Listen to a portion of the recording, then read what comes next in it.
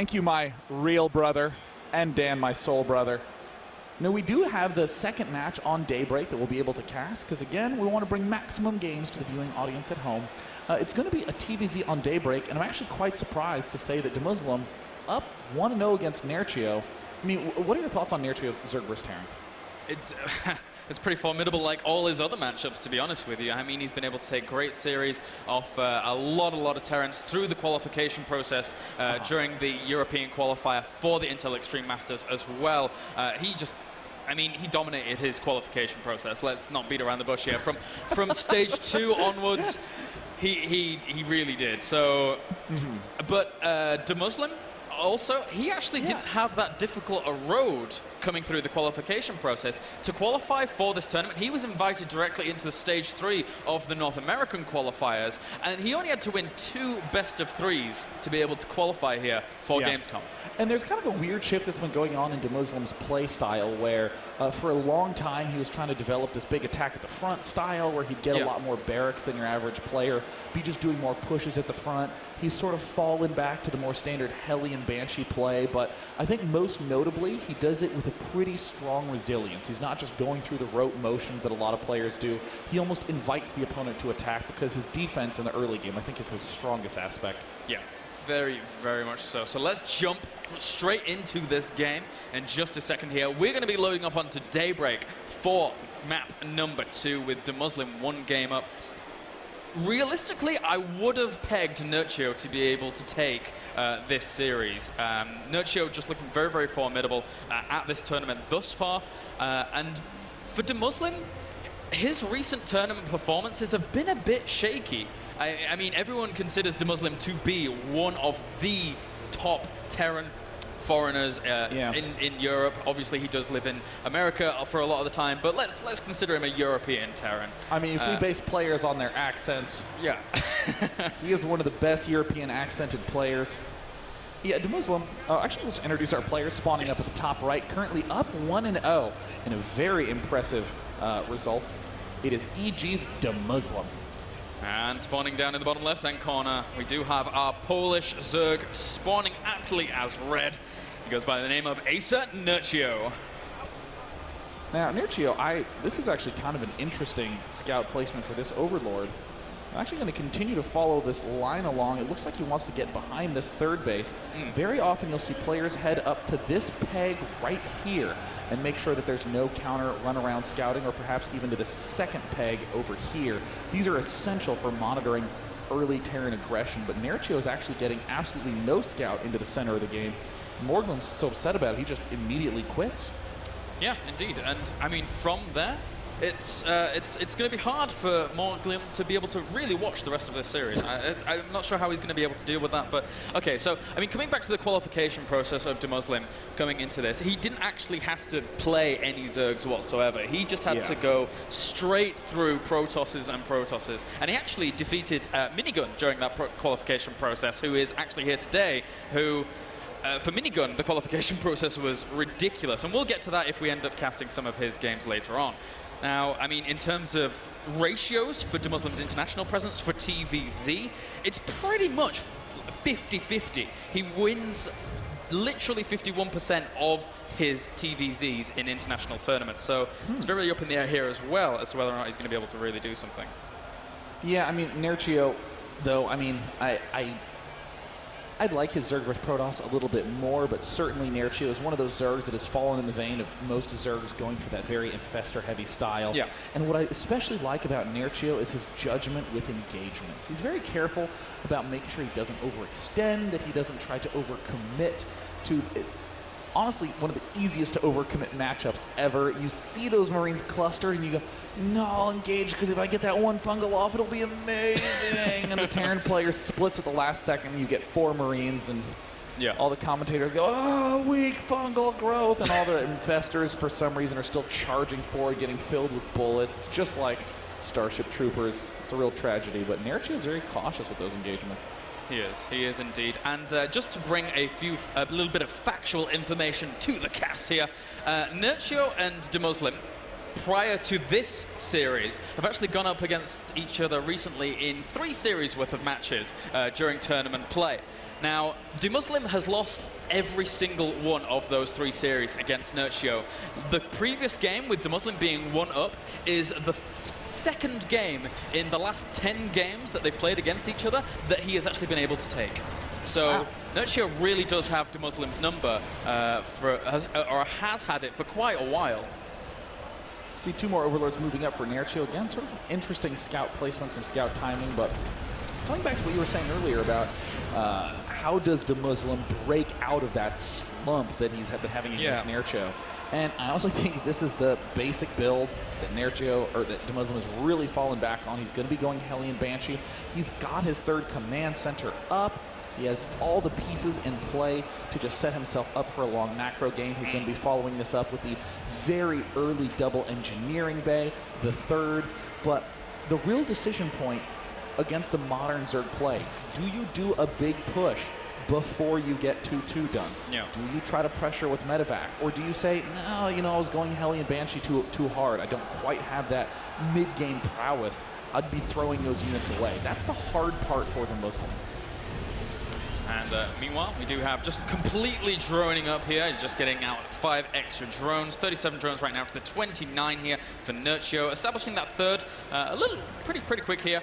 Daybreak, a map that does allow for these kinds of things to occur, unless, of course, EGDeMuslim's getting really aggressive. He will probably poke in with the Hellions, and depending on whether or not NerchIO's responses are correct, he might be able to get a little bit of damage done there. It all entirely depends on when NerchIO really transfers over to that 3rd base. Most Zergs nowadays are very conservative about that play. They like to stick around with their drones on those 2 bases, and then once the threat dissipates from the pretty predictable Hellion pokes, then they will end up transferring over. And I'm not going to lie, I love Lucira's style in this matchup. 4 hatch before layer, 8, 9 queens, extending creep into the middle of the map, getting close to your opponent's base by 15 minutes with creep. Yeah. That is the sort of thing that I think definitely thwarts this Hellion Banshee play that's so popular right now. But against what NerchIO's doing, NerchIO's getting up his Roach Warren. He's going for the Zergling speed. We see the +1 attack upgrade. It's a very typical looking structure. But ooh, EGDeMuslim's doing kind of an interesting twist. We have 2 engineering bays going down, but also some quite reasonably early barracks. So EGDeMuslim could be following up with some aggression. Yeah, could quite easily ramp up that bioproduction very quickly from this point on. Banshee going to be able to rendezvous at the front of the base here with these Hellions in just a little bit. Zerglings on their way to have a little bit of a poke around, see if there's a 3rd base down, which would be very quick, admittedly. But we have seen Terrans being able to do that, especially on a map like Daybreak. And for now, the Zerglings going to poke in, and actually it will. Ooh, nice reaction times there by EGDeMuslim. Yeah, EGDeMuslim really swiftly reacting, but not before losing a couple of probes, and there is one of the big reasons why I love watching EGDeMuslim play in this matchup. Look at that, 1 worker killed off, a single worker. It's just an incredible reaction right there. In the units lost tab, we see that this swift Hellion Banshee play is really helping him stay alive, but oh, nope, there he's back. Just with 2 lings, manages to get more than 200% damage of what he's done previously. Yeah, very nicely done. Picking off just any kind of work at this earlier stage in the game can be very important. Right now, though, EGDeMuslim going to try and poke at the front of this 3rd location. Roaches and Queens trying to deal with this as best they can do. We just get 2 workers, 3 workers, and a few more will end up falling. As for now, 5 workers. How did EGDeMuslim lose that little there? That is actually uncanny. This Banshee's really freaking me out with how low it is on the health front. NerchIO doing everything you should do as a Zerg in this spot, getting an earlier macro hatchery, getting an earlier set of upgrades, and an earlier infestation pit. Whoa. But most importantly, I really love this ooze up on the natural expansion, and look at EGDeMuslim just going mega barracks. Holy crap. Yeah, he is going interstellar with this amount of barracks so quickly, as he will try and establish his 3rd base in just a little bit. Going to be slightly delayed by about a minute's in-game time there by that full spread of creep from that Overlord. And as such, NerchIO transitioning into his true tried and tested build, that infestation pit. And look at this, another macro hatch. I actually think that this is a brilliant maneuver by NerchIO. I mean, with these little pokes and prods that the Hellion Banshees are doing, this will be annoying, but it will never kill the front. You'll never be overrun with your defenses against really any number of Hellion Banshee. NerchIO just responds by getting so many hatcheries up, droning so hard, so that way by the time EGDeMuslim does have his stuff up, NerchIO's ready to match him. I really appreciate the concise analytics of that extra macro hatchery, because he's going to go Ling Infestor. He needs so much lava to be able to make that work for him in the mid-game now, though. No. Hellion's going to be surrounded pretty quickly here, and wow, lovely moves there by Nerchio to be able to rip apart that aggression. And now finally, right after the creep has been cleared, Zerglings burrow directly underneath. 9 Infestors coming out. 77 drones up for Nerchio. A scan must be wasted. And with all these barracks up, you see the little white dots that are up on all of them. Won't be up for that much longer, as EGDeMuslim's been unable to secure this third base. Needed that income a little bit earlier. Really, really did. Those 9 Infestors going to be popping anytime soon right now, as +2, +1 going down for these melee units for Nerchio. Meanwhile, a Banshee somehow managed to scoot past the vision of those Zerglings, I believe, and he has that Spire on the way now. But he's already taken Spore Crawler precautions against the potential Banshee if it wants to come along. It's just going to sit around in the middle of the map for now. Yeah, I like the sort of preemptive Spore Crawler, and you just want to make sure you don't suffer any annoyingness from drops. Zerglings burrowed everywhere. Nerchio has a near 100% vision of everything that's going on in mid-map.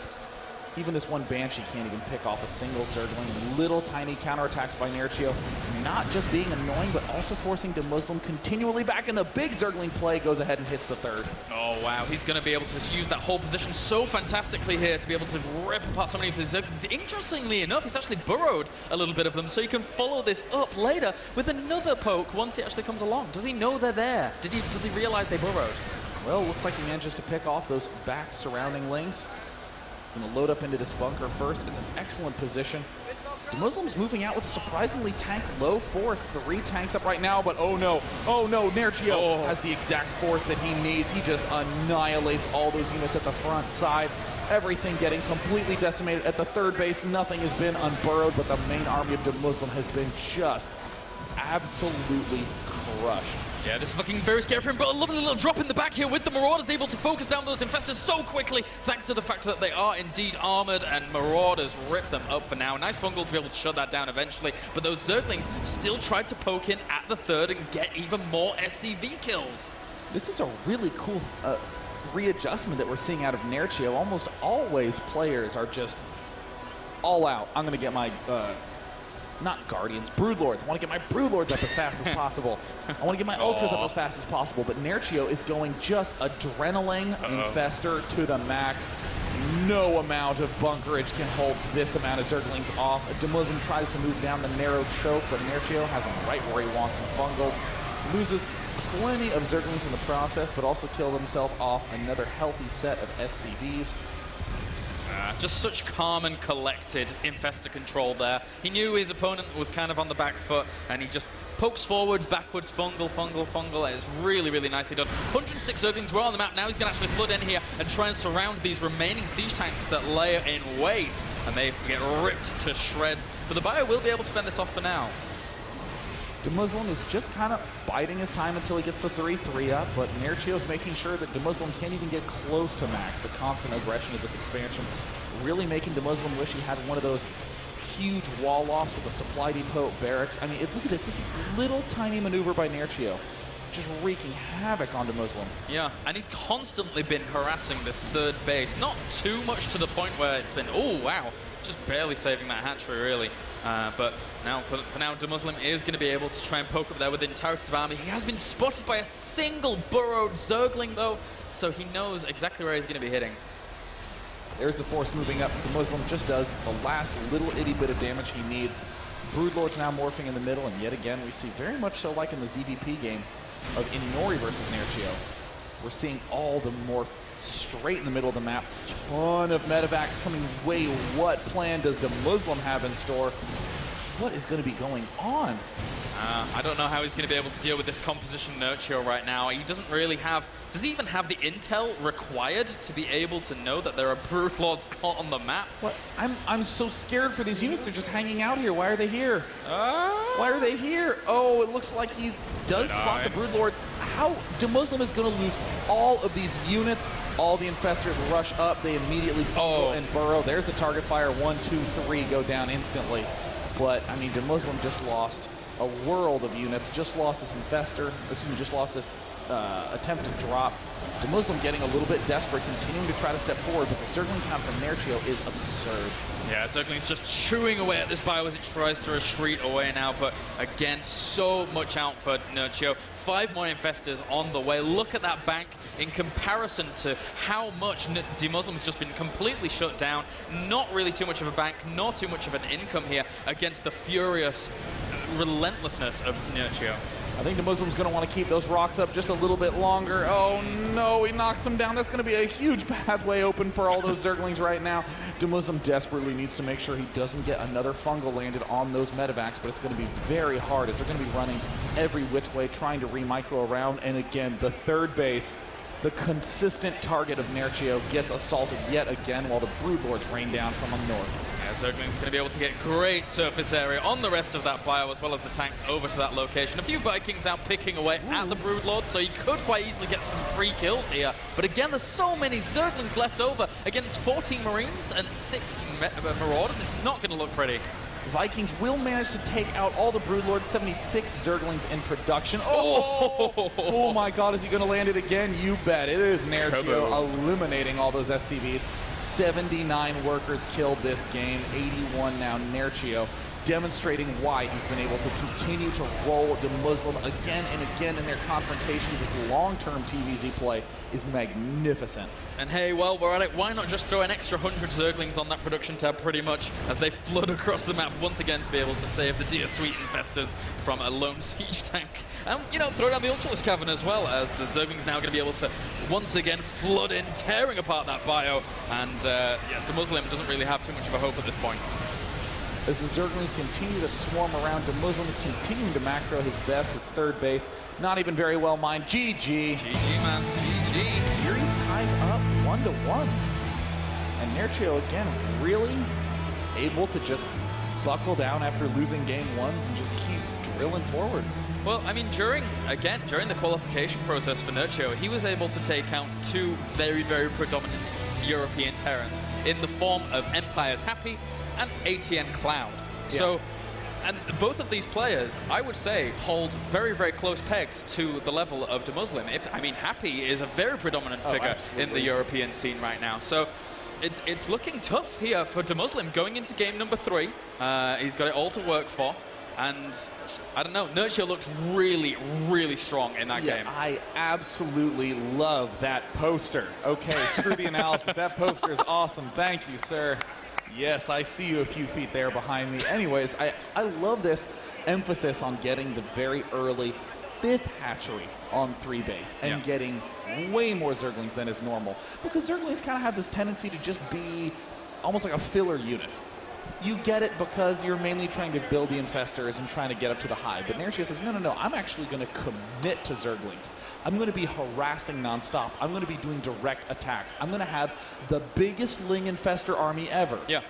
And eventually I'll get Broodlords. Yeah, and on those 3 bases, he really, we drew attention to it earlier, but the fact that he had not only 1 macro hatch, but the 2nd macro hatch, to be able to really fuel that with absolute constant amounts of lava, really, really high levels of lava there. So I really, again, we spoke about it yesterday, actually, the way in which just Zergling mid-games, or very, very high levels of Zergling mid-games, it really does put the emphasis on your decision-making, your counter-attack potential, your separating of units. It can be really, really amazing to watch. I mean, I almost, kind of continuing on that, I almost feel like a lot of the gas units are a demonstration of your ability to defend, your ability to have held on and to have gotten that mixture up. I mean, if you imagine an Infestor Broodlord force, the hardest part about it is getting it. Yeah. But the hardest part about Zerglings is making use of them. They're so flimsy, they get easily taken down by pretty much any composition if there's units there at any point. But my god, every engagement Nerchio made with those Zerglings, they killed off at least a couple SCVs, big packs of Marines. I mean, it was sexy in every possible way. That's a very good way to describe it there, Day 9, as it was indubitably. So for now, we are going to be loading up onto Game 3 in just a little second here. It's going to be Cloud Kingdom, and of all maps, I think that this is going to absolutely favor Nerchio's style. This big Zergling emphasis. I mean, getting a 4th base at all is hard on Cloud Kingdom, but when you have pretty much only Zerglings, It's kind of easy to just spread out, deal with all the different positions, as long as you have the vision on the map. And actually, I mean, what we were saying about Zerglings yesterday was predominantly we saw the style on Cloud Kingdom. I can't recall for the life of me who the player was that was going for the really, really heavy levels amounts of Zerglings. It was either Dark Force or Delphi that we were watching. I think so. It was Delphi that we were watching in that first series against. One of the Zergs we saw yesterday did do a lot of Zerglings, and it worked out quite well. The idea of taking the 4th and 5th at the same time and trying to straddle that. Yeah, it was really, really impressive. So we've seen Nerchio pull it out here.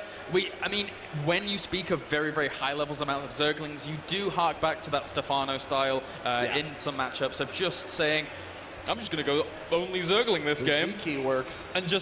And then he has all his hatcheries macro to exactly the same place. He's like following his army around with all his waypoints and everything, and just watching it is majestic in itself. Majestic, that is the greatest word to describe those Zerglings. It really, I mean, they flow like water, man. They flow like water. And actually, as a total non sequitur, I found out the reason for the slight delay.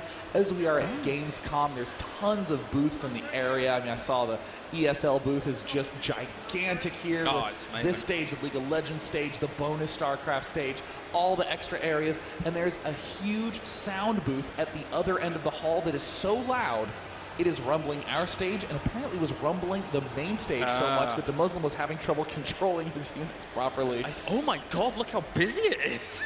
Wow. I've never been to Gamescom before, and yesterday was the press day, so we didn't have too many people here, but we have an absolute flood of people in today, so a massive thank you for everyone joining us here, a huge guys. round of applause for all you coming out. Hi, guys. Round of applause, guys. Hey, and I even see Mouse Marine in the crowd as well. What a cool dude. Okay, so let's jump into game number 3 here, tying up the series. Mr. Day 9, if you would so gladly do me the honors of introducing our players here. I would be delighted to. In the bottom left corner, it is going to be the man still talking about the problem of rumblings under the stage. It is EGDeMuslim. And up to the top right-hand corner, we do have our red Zerg here, tying up the series. We have AcerNerchio.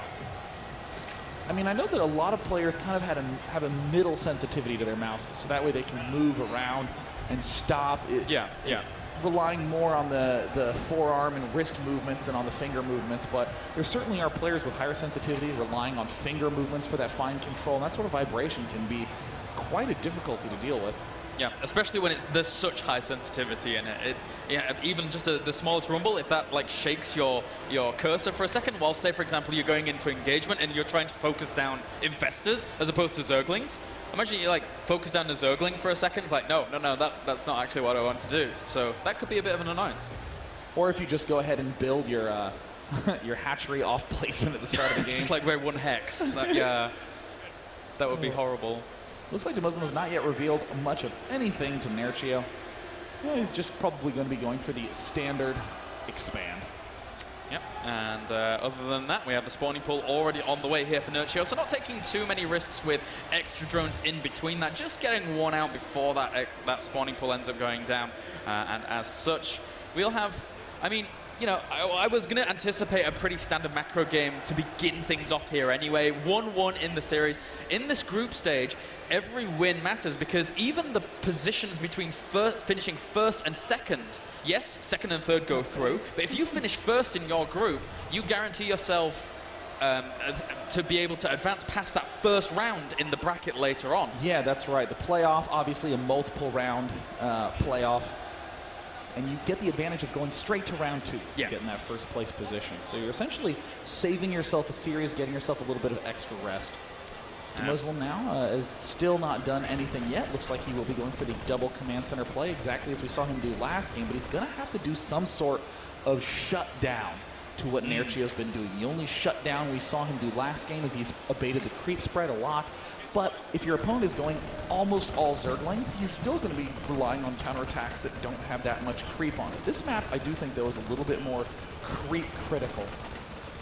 No, I would agree. And in a similar vein to, I mean, game number 2, I mean, just to hark back to game number 2 even, the fact that Nerchio going into that mid-game was so aggressive with those Zerglings, constantly picking at that third, constantly always threatening to pick at the natural as well. It was a similar thing to what we saw on Metropolis earlier on, whereas there's so much aggression coming that you can't necessarily find a way to really wiggle around that, to put on your own aggression. And when a Zerg just sits back and does what they want with that drone count, with the extra bases, it can be hard to really kind of get an advantage from there on. Yeah. I mean, it's just... It's so hard when you're going for this big 3-3 maxed push. It's this beautiful goal that you've been setting up all game long. Yeah. And then finally you get close to there and you can't even afford to start your level 3 armor. You're down to 130 food. You can't even get close to maxed at any point ever. Such a pain. Beautiful bunker placement right here by EGDeMuslim, helping to protect everything up on the ramp while still providing a really easy wall off with the SCVs. And you can repair. A little bit dicey to get SCVs around to this side, but no big deal. It's only for the really, really early Zergling aggression. Yeah, and I really, really enjoy the evolution of bunker placements. That's very, very specific, I know, and very, very small in itself. But, you know, many a time you would see Terrans just walling off at the front, putting a bunker there, and then Zerglings will run by and, oh no, all my firepower is now really vulnerable if I have to bring it out of that bunker. So that is something that has hassled Terrans in the past, and these new bunker positionings, very, very nice. Even the supply depot in front of it to just bolster that extra defense. And it doesn't even block off EGDeMuslim for the later game, which is something that a lot of bunker placement used to do. It was like, this is great now, but I'm locked into my own base. If only I could lift depots up, as in make them fly. But that would be totally, but then you just call them overlords and be done with it. Yeah. Nerchio doing a very good job spreading the creep. This is just so important to spread creep. There's 1,000,001 counter-attack paths, regular attack paths, considerations for re-swapping where your army is when it's halfway already down the map. So I love the fact that Nerchio is starting to set himself up for that right away. EGDeMuslim going to do the obvious first scout. Is there a third base? Getting started, and yes. This instantly says no threat of any layer tech until 12 minutes. And now we have the Roach Warrant on the way here for Nerchio, just to be able to shut down his opponent if he were to go for a little bit of a higher aggressionary level with these Hellions. And just as a disclaimer, I know aggressionary is not a word, but it's my word, so I'm sticking with it. I like aggressionary. Yeah, it's good, man. It's like discretionary, except not in the slightest. Yeah, thanks for that. Yeah. AcerNerchio stepping in.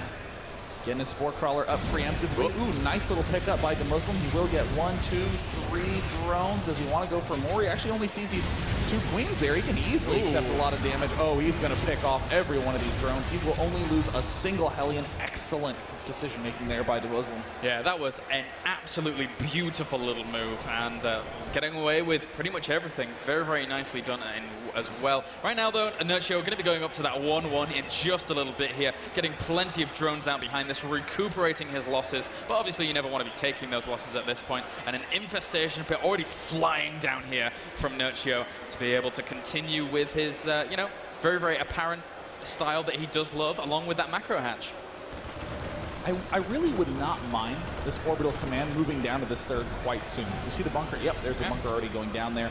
It's at a time like this where you have to, again, say 12 minutes is really as early as layer tech can come into action. I mean, sure, the layer's done already, but look at this. Infestation pit only just now finishing up. Then you need to research pathogen glands, and the infestors need to pop out, and then they need to get nearby your base to do anything. Yeah. 12 minutes is the earliest time that can happen on a 3-base Zergy. 10 minutes on a 2-base Zergy. So EGDeMuslim, very comfortable, very safe here. And as a result, I especially love this flood of barracks aligning right with that 12-minute mark. Yeah, it's almost an identical build to what we saw in game number 2, actually, from him. Just adding on the 5 barracks as he secures that third base there. So Terrans out there wanting to go up against a Zerg, take note, because not every Zerg you go up against is going to be as good as Nerchio. So it won't get potentially a shutdown as it would in game number 2. But look at this. EGDeMuslim moving out with a couple of Marines at this point is immediately going to engage this. Oh, the bunker is down as well. The counterattack from Nerchio is still a tremendous threat. but EGDeMuslim has enough of his units nearby that he could pull back. Zerglings instantly go in, gonna go for that hold position, trying to pick off as many of those SCVs as possible. And it looks like EGDeMuslim not quite sure where he wants to move himself, and the bunker's under a lot of pressure. EGDeMuslim instantly going for the counterattack. I think this is gonna work out quite well for EGDeMuslim, but he has to control these Hellions well. Ooh, nice round there with the Zerglings, taking the opportunity to be able to dive in there with a huge amount of Zerglings on creep as well, most importantly, as he comes in from the back as well with a huge flood of Zerglings, being able to decimate the force of EGDeMuslim. But meanwhile, we did have one Hellion trying to spot out whether there was another hatchery going to be going down over to the east location. So that is nice map awareness by EGDeMuslim, wanting to keep an eye on everything his opponent's doing. But right now, NerchioO cleaning up EGDeMuslim there very, very well. Oh no, the Spore Crawler, EGDeMuslim looks away at the wrong time, loses that Banshee, pulls back, and is now going into, again, this big macro mode, but a couple of little tiny flubs here and there. Only just now starting Combat Shield. Now getting these two tech labs. Is he going tankless? I think he might very well be going tankless. And just mixing in those Marauders for a very, very heavy Bioforce here, getting those upgrades out quickly, as well as adding on those concussive shells, which sometimes some Terrans end up even just completely forgetting.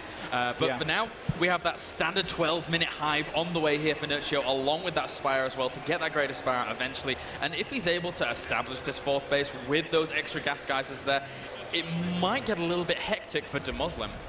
Again, NerchioO using the same tactic every single game. Spotting at the front, waiting for the third to be vulnerable, and just drilling in hold position on the Zerglings. They're slowly working away at all those SCVs. EGDeMuslim sees it. He's pulling back to that bunker. NerchioO just calmly pulls out, knows exactly when to retreat. Not a lot of workers killed, but enough to make EGDeMuslim sweat. Oh, I love this position, though, by EGDeMuslim. Just sieging up, well, pretty much sieging up the high ground, but at the same time, so many Zerglings. Oh, one Infestor, two Infestors fall. An excellent little judgment call by EGDeMuslim. He has really evened things up, and he's going to get himself a third Infestor. That was excellent by EGDeMuslim. NerchioO desperately needs to keep that Infestor count high, as he still hasn't really gotten to get these gas geysers up. And with this, pretty much only Bioforce by EGDeMuslim. And a few Fungals land on these Medivacs, so he's going to be able to pick one or two of these kills. How many? No, but he doesn't have any energy left for Fungals, so he can't actually kill them off. Oh, EGDeMuslim looking good thus far. He's still behind on supply, but it's basically 3 base versus 3 base, and EGDeMuslim is going massively mobile, and again he catches these Infestors off guard. This could spell the undoing for NerchioO.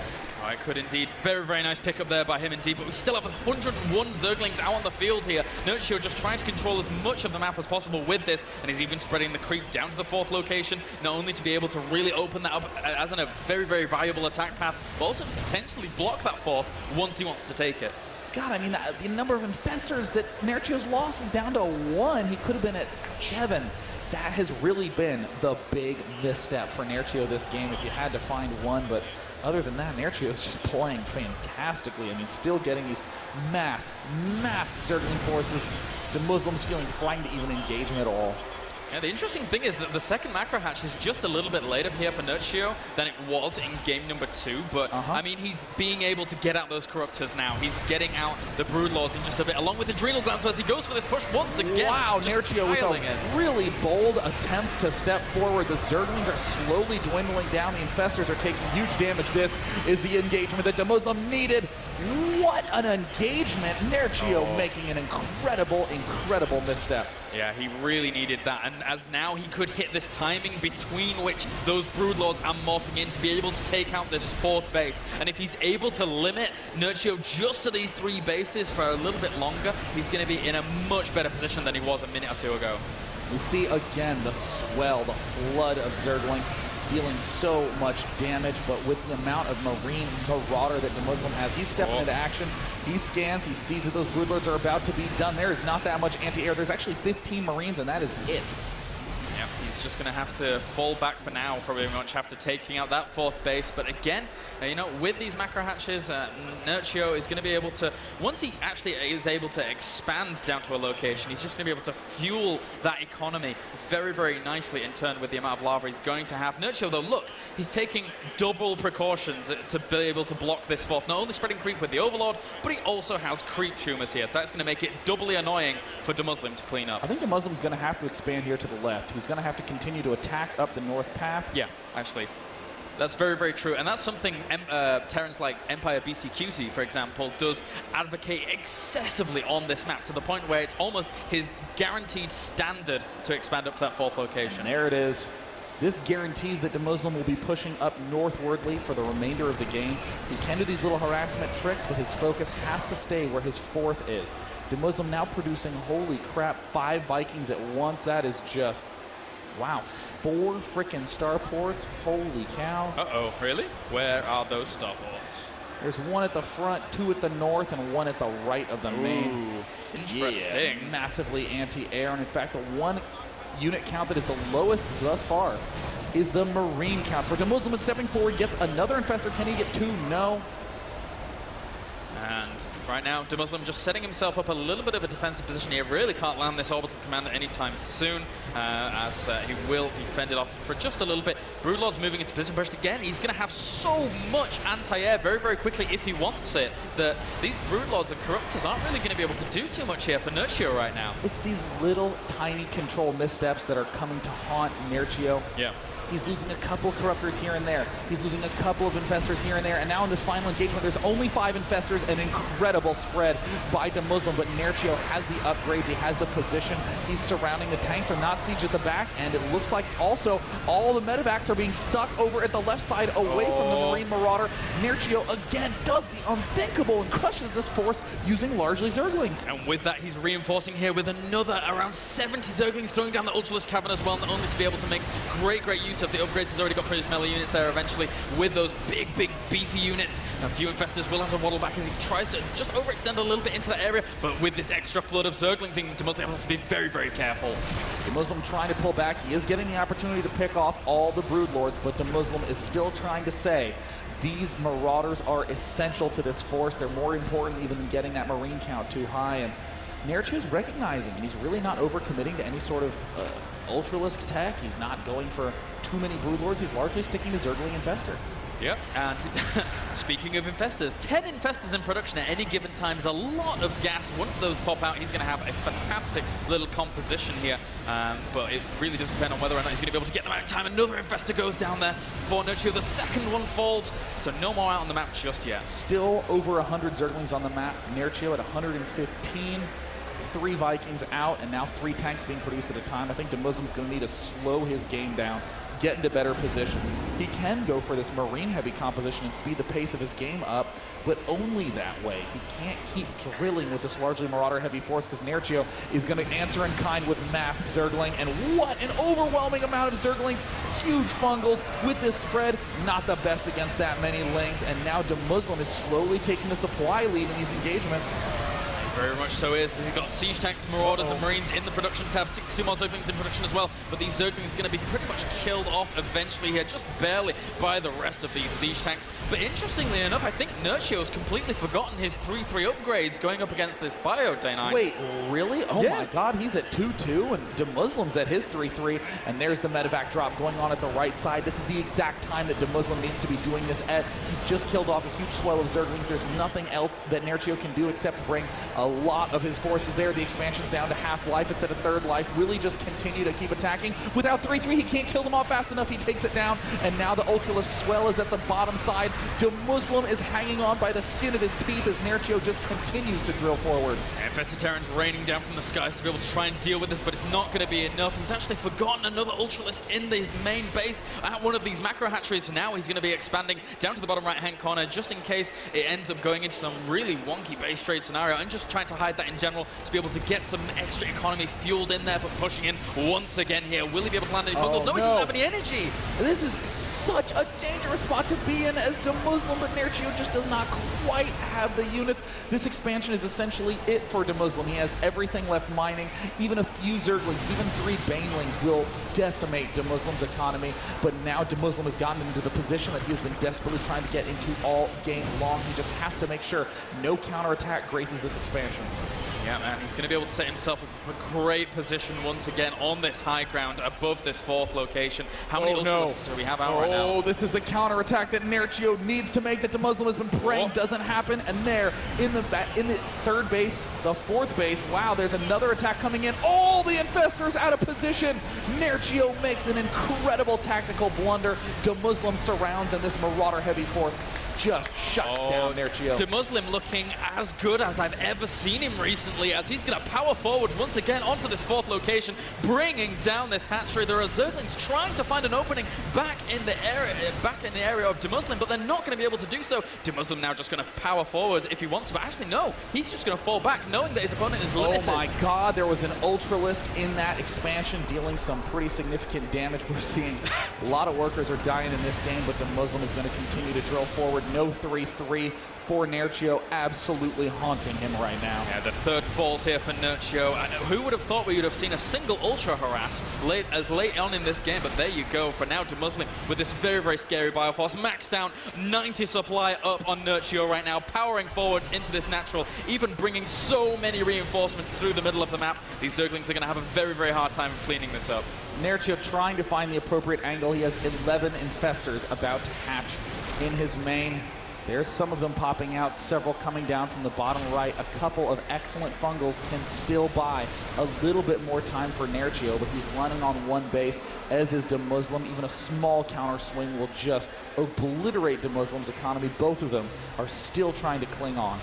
There's been so many little subtle things that EGDeMuslim's been doing. There was one Marine in the mineral line of the natural for ages. They had like 6 drone kills. Just these small things that EGDeMuslim's been doing all game long. There's one Viking, for example, walking around. Oh, getting so many drones, Nerchio.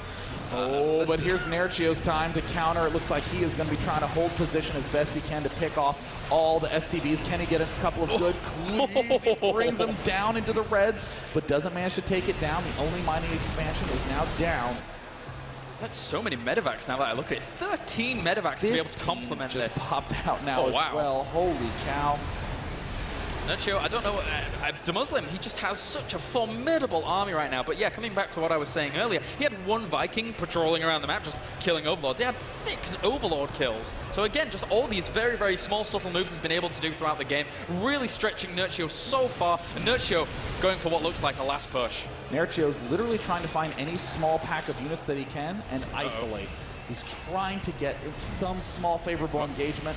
Here again, he sees a small pack of units. He's going to have to expend a fungal so he doesn't lose too many Infestors. He loses 1, 2. Still way too many. He can't even afford to lose 1 right now. And look at the death force from EGDeMuslim. Vikings landed 15 medevacs altogether. And this is all Nerchio's ever going to have from here on. He has pretty much no economy right now. EGDeMuslim doesn't have too much of an economy either, but his army is just so efficient in comparison to what we're seeing from Nerchio right now. Oh, a gigantic fungal growth lands, but still the unit count is just so high. Another fungal growth goes down. The armies continue to engage. EGDeMuslim steps forward. I can't believe EGDeMuslim was just on the skin of his teeth 10 minutes ago, and now is at, oh, look at the siege tank. Hanging out mid-map. GG! Oh, the relief on EGDeMuslim's face that comes out of that game. What a match. That was fantastic. And EGDeMuslim actually showing phenomenal colors in that game. As I said before, during that series, that game right there was the best I've seen EGDeMuslim for quite a while. I mean, that is just one of the most difficult spots to be in as Terran. I mean, he committed to this early Marauder production. Yeah. Because again, most Zergs expectantly delay with Zerglings. They don't emphasize Zerglings. They emphasize Infestors. They emphasize Roaches. Yeah. They emphasize Ultralisks. And it's those units that are really useful for the Marauder to be against. But with the amount of Zerglings that were on the map, EGDeMuslim was just constantly falling down to 140, coming back up to max, falling down again, and Nerchio's kind of teetering in the middle. I really think it was those small losses of Infestors that costed Nerchio the game. Yeah, no, actually, that's very deductively right there. So much wasted gas, so much wasted potential there. Because energy units, the longer they survive, the more cost efficient they become throughout the entire game. So, I believe we're going to be sending over to good Sir Jarrett on the main stage for a little interview with Mr. EGDeMuslim. This guy is the winner of our last match. He is also arguably the most handsome nerd on planet Earth. EGDeMuslim. Give it up. You can get louder than that. Come on. Thank you. Very well won. Coming into this, you had a pretty shaky record against Nerchio, I'm told. Taking 1 win in the last 10. How does it feel to finally break that? It feels really, really good. TVZ is known to be pretty hard this patch, but I believe I'm going to try and revolutionize it and show Terrans how to play. Oh. Wow, I got some goosebumps, man. Those are actual nerd chills. Zoom in on that. That's really cool. Well, I hope you can do that. Well, do you have some secret builds you've never shown anyone? You're ready to bust out? Actually, I'm just playing with one build, but it's the best build that I can think of. Just trying to play my best. Instead of trying to play into the Zerg's strength, where he just goes really greedy, I'm just playing really greedy, and I'm making more production than most other Terrans, so it seems to be going pretty well. Great, yeah, no, that was amazing. What is your training environment like right now? Are you training in the UK? Yeah, I've been training in my mum's house in England. Haven't been there for a while, but it's really good to be back in Europe, and I feel I'm getting into the swing of things. Even though I lost my first game against Puma, the series was still like 2 hours. So yeah, I feel in pretty good shape, and people that were counting me out of this group, well, yeah, I'm here to prove them wrong. Well, man, I really hope you do. Easily one of the nicest pro gamers I've ever met, and I'm cheering for you. Good luck. Have fun fighting. Thank you very much, Steve. Thank you very much.